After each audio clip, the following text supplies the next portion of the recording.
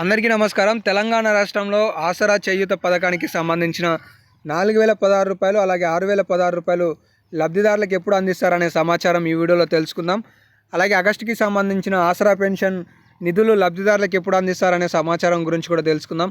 కొత్తగా దరఖాస్తు చేసుకున్న ఆసరా పెన్షన్ల గురించి రాష్ట్ర ప్రభుత్వం ఏం చెప్తుంది అనే సమాచారం కూడా తెలుసుకుందాం.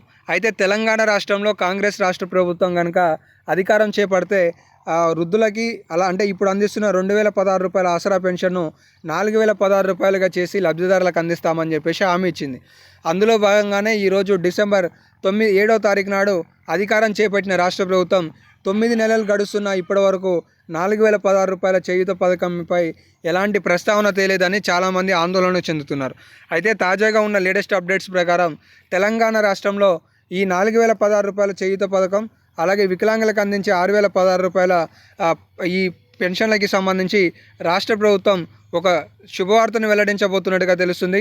దసరా కానుకగా తెలంగాణ రాష్ట్రంలో 4016 రూపాయల పెన్షన్ని అలాగే 6016 రూపాయల పెన్షన్ని ప్రారంభించే విధంగా కసరత్తు చేస్తున్నట్టుగా తెలుస్తుంది.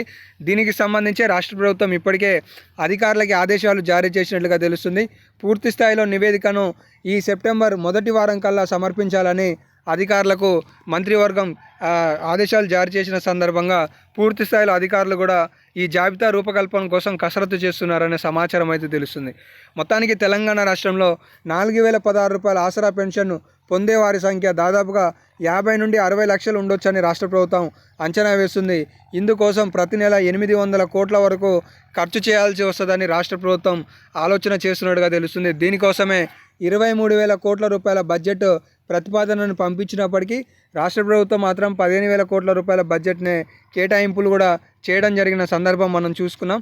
అయితే తెలంగాణ రాష్ట్రంలో ఈ 15,000 కోట్ల రూపాయల బడ్జెట్ సరిపోని నేపథ్యంలో రాష్ట్ర ప్రభుత్వం అదనంగా మరొక 10 కోట్ల రూపాయలను ఈ ఆసరా పెన్షన్కి కేటాయించాలని చూస్తున్నట్టుగా తెలుస్తుంది. అయితే గతంలో కేసీఆర్ గారి ప్రభుత్వం ఉన్నప్పుడు 11,000 కోట్ల రూపాయల బడ్జెట్ కేటాయింపులు చేసి 2016 రూపాయలు వికలాంగులకి 4016 రూపాయలు అందించేది. కానీ కాంగ్రెస్ చేయూత పథకం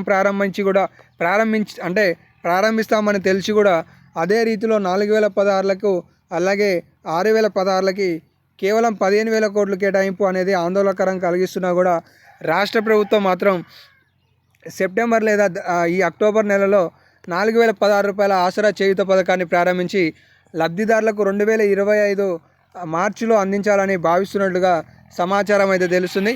మొత్తానికి తెలంగాణ రాష్ట్రంలో గతంలో కేసీఆర్ గారు ఏ విధంగా అయితే ఆసరా పెన్షన్లను ఒక ఏడాదిలో పెంచి మరో ఏడాదిలో లబ్ధిదారులకి పెంచిన మొత్తాన్ని అందించారో అదే రీతిలో కాంగ్రెస్ ప్రభుత్వం కూడా అనుసరించే విధంగా నివేదికను రూపొందించమని ఆదేశాలు జారీ చేసినట్టుగా తెలుస్తుంది. మొత్తానికి ఇప్పటికే తెలంగాణ రాష్ట్రంలో ప్రజాపాలన అలాగే గతంలో పెండింగ్లో ఉన్న దరఖాస్తులు 10 లక్షల వరకు కొత్త దరఖాస్తులు రాష్ట్ర ప్రభుత్వం ఆమోదం తెలుపబోతున్నట్టుగా తెలుస్తుంది. దీని కారణంగా మొత్తం తెలంగాణ రాష్ట్రంలో 60 లక్షల మందికి ఆసరా పెన్షన్ లబ్ధి పొందబోతుందనే సమాచారం కూడా తెలుస్తుందన్నమాట.